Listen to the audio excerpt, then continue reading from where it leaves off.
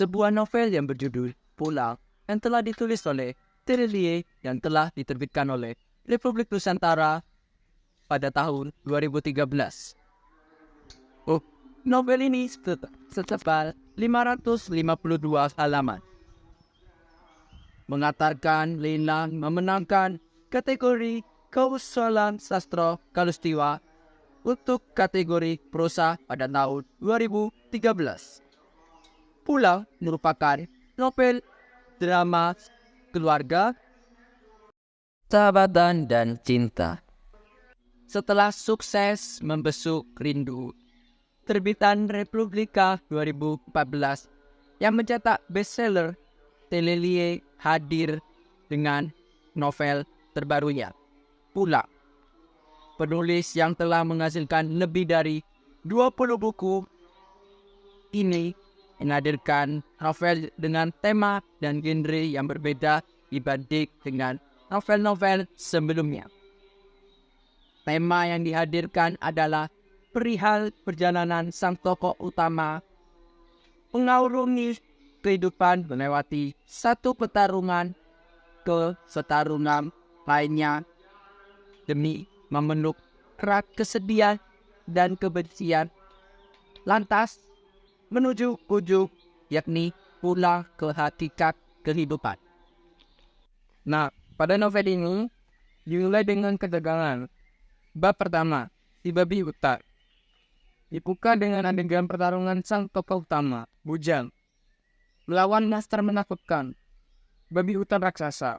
Ia ikut serta bersama pemburu babi hutan, pimpinan Tio Pemuda. Di tengah hutan gelap, mereka dihadang sang raja babi. Semua terdesak. Bujang tampil amat heroik, mengalahkan sang monster.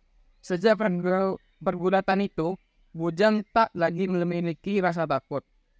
Aku tidak takut jika setiap manusia memiliki 5 emosi, yaitu bahagia, sedih, takut, jijik, dan kemarahan. Aku hanya memiliki 4 emosi. Aku tidak punya rasa takut. Begitu Dede Lai membuka cerita dengan amat elegan. Kejadian melawan babi hutan menjadi awal kisah hidup baru bagi Bujang yang waktu itu masih umur 15 tahun. Tauke muda mengajaknya pergi ke kota. Ia minta bapak dan mama Bujang mengizinkannya pergi. Bapaknya setuju, mamanya berat melepaskan. Keseruan kisah novel ini terus berlanjut. Kini pembawa dibawa menuju waktu 20 tahun. Bujang, anak talang dan malam, kini berubah menjadi pribadi yang sangat mantap, akademis, kokoh, dan bermata tajam. Selepas itu, alur kembali berkelindan ke masa lalu. Saat kali pertama Bujang sampai di kota, bertemu banyak teman baru. Salah satunya Basi, seorang anak muda yang terobsesi menjadi seorang kesatria penunggang kuda suku Baduy. Tauke tetap pada pendirian hingga tiba saat kesabarannya hampir habis. Tauke menantang Bujang untuk ikut ritual amok. Ritual itu simpelnya, satu orang melawan ratusan orang, bahkan puluhan orang. Jika satu orang itu mampu menahan gempuran dalam waktu tertentu, ia menang. Bujang hanya diminta bertahan 20 menit. Sayang, ia hanya bertahan selama 19 menit. Ia gagal, sehingga ia tetap harus belajar bersama Franz. Namun, hikmah dari peristiwa amok, ia bisa punya kesempatan belajar bela diri. Selepas belajar dengan buku dan pulpen di siang hari, ia belajar tinju di malam hari. Guru pertamanya adalah Kopong, komandan tukang pukul keluarga Tong. Berhari-hari bahkan berbulan-bulan ia berlatih amat keras. Akhirnya, Bujang berhasil meng-KO gurunya itu. Itu artinya latihan tinjunya selesai dan harus berganti guru. Novel beralur maju mundur ini terus mengajak pembaca menikmati keseruan cerita.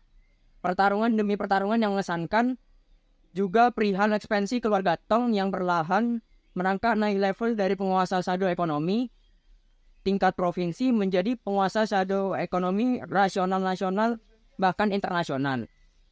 Hingga satu titik saat keluarga Tong di puncak kejayaan, pengkhianat muncul. Kelebihan. A. Tema yang unik. Tema yang dihadirkan mengandung unsur kebaruan. Masalah ekonomi dihubungkan dengan dunia tukang pukul. Lebih jauh lagi dikaitkan dengan unsur religius serta perjuangan dan nilai kepahlawanan. Meski harus diakui genre ini, ekonomi berbalut action, mengingatkan kita pada novel Terelie sebelumnya. Negeri para berdebah dan negeri di ujung tanduk. B. Sederhana. Menurut hemat persensi ini ilmiah, inilah kekuatan utama Terelie, sederhana dan apa adanya. Ia tak suka merumit-rumitkan sesuatu. Pilihan katanya secara umum mudah dicerna. Walau ada beberapa yang perlu membuka kamus atau googling untuk tahu artinya. Namun secara keseluruhan sangat bisa dimengerti. C. Plot dan kejutan yang mengasihkan. Plot yang dihadirkan membuat pembaca penasaran untuk terus membaca kelanjutan cerita. Selain itu, alur maju mundur menambah rasa ingin tahu pembaca. Baik masa lalu sang tokoh maupun cerita apa yang akan terjadi berikutnya. D. Filmis. Kekuatan berikutnya dalam novel ini adalah adegan-adegan yang filmis. Kita seakan-akan diajak menonton pertunjukan pertarungan hebat di depan layar 3 dimensi atau 3D. Bahkan lebih dari itu, pembaca seolah diajak berfantasi dengan hebat. Membaca novel ini kita dibawa dalam ketegangan pertempuran sekaligus pada beberapa kesempatan perihal keseruan kisah hidup. D. Pesan moral yang kuat. Inilah nilai paling kuat dari dalam novel Pulang. Juga novel Terelie sebelumnya.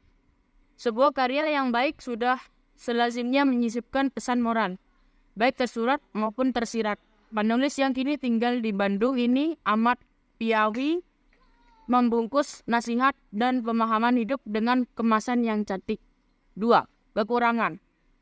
A. Beberapa adegan tampak seperti cuplikan film. Sah-sah saja sebenarnya bagi seseorang penulis untuk menarasikan atau dengan menyesuaikan. Beberapa cuplikan film, hal seperti itu namanya influence atau keterpengaruhan. Hal tersebut wajar. Karena di dunia ini sejatinya tidak ada yang benar-benar orisinal. Tentu ada unsur keterpengaruhan dari apa yang telah ada sebelumnya. B. Kesalahan penggunaan huruf kapital. Sebenarnya kekurangan ini amat remeh-temeh. Jangankan menulis puluhan ribu kata, menulis ribuan kata saja, seperti resensi ini, tentu akan ditemukan typo atau kesalahan tik, dan lain-lain. Meski begitu tak ada salahnya kita ulas. Semoga bisa menjadi bahan pembelajaran untuk pembaca. C. Kurang membahas penguasa shadow ekonomi di negeri sendiri. Setelah presensi selisih keluarga Tong yang dalam cerita ini merupakan salah satu penguasa shadow ekonomi. Di negeri ini lebih banyak bersinggungan dengan penguasa shadow ekonomi di negara lain, utamanya Hong Kong dan Macau. Lalu, bagaimana dengan penguasa shadow ekonomi lainnya di dalam negeri ini? Memang ada, namun kurang tergarap maksimal. Penilaian terhadap penerbit. Novel ini direkomendasikan bagi siapapun yang ingin memahami makna pulang yang sesungguhnya. Tak sekadar pulang ke rumah dan ke kampung halaman, namun mengandung makna pulang yang mendalam. Pulang menuju hakikat kehidupan. Pulang ke arah kesejatian, pulang kembali kepadanya. Pulang dengan segenap kerinduan dalam damai. Bapak absen dulu ya Nana. Baik Pak. Bapak sebut nama kalian, lalu kalian berikan satu kata buat hari ini. Paham? Paham. Arya Satya, Yardan BP. Nama panggilan Ardan, satu kata lelah. Muhammad Neo Dwi Saputra, satu kata. Nama panggilan Neo untuk kata-kata hari ini Dwi. Assalamualaikum. Salam telat Pak. Banjir Pak. Waalaikumsalam. Keluar. Loh Pak, Loh, keluar kok udah ada yang bensin.